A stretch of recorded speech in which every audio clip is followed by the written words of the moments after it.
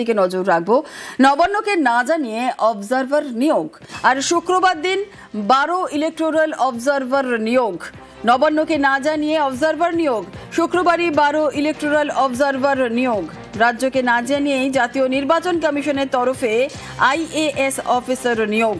শুক্রবার দিনই জাতীয় নির্বাচন কমিশনের তরফ থেকে রাজ্যের 12 জন আইএএস অফিসারকে ইলেকটোরাল রোল অবজারভার হিসেবে নিয়োগ করা হয়।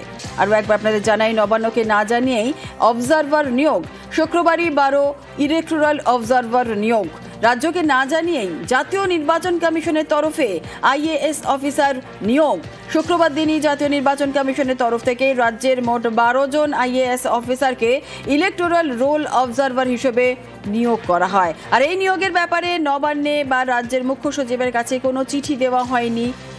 জাতীয় নির্বাচন কমিশনের তরফ থেকে কোনো রকম চিঠি দেওয়া হয়নি।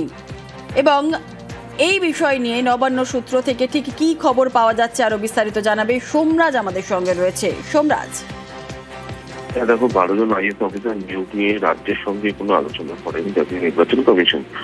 নবান্ন সূত্রের খবর যে 12 জন যে আইএস অফিসার জাতীয় নির্বাচন কমিশন নিয়োগ করেছে মূলত ইলেকটোরাল রোল অবজারভার হিসাবে, সেখানে নবান্নকে কোনো চিঠি দেওয়া হয়নি, রাজ্যের মুখ্য সচিবকেও কিছু জানানো হয়নি। এবং নবান্নের এখানে বক্তব্য যে সাধারণত নির্বাচনের সময় দেখা যায় জাতীয় নির্বাচন কমিশন যখন কোনো অফিসার নিয়োগ করে রাজ্যের ক্যাডারদের মধ্যে থেকে তখন নির্বাচন রাজ্যকে জানায়।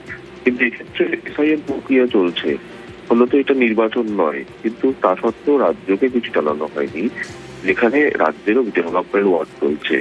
ফলত এই যে 12 জন অফিসারকে নিয়োগ করে দেওয়া হলো, যেখানে রাজ্যকে ইন্টিগ্রেট করা হলো না, ফলত এই নিয়ে নবান্নকে কিছু জানানো হয়নি। এমনকি গতকাল সন্ধ্যে পর্যন্ত রাজ্যের মুখ্য সচিব মধ্যে কোনো চিঠি দেওয়া হয়নি, তেমনটাই নবান্ন সূত্রে খবর। বেশ, ধন্যবাদ।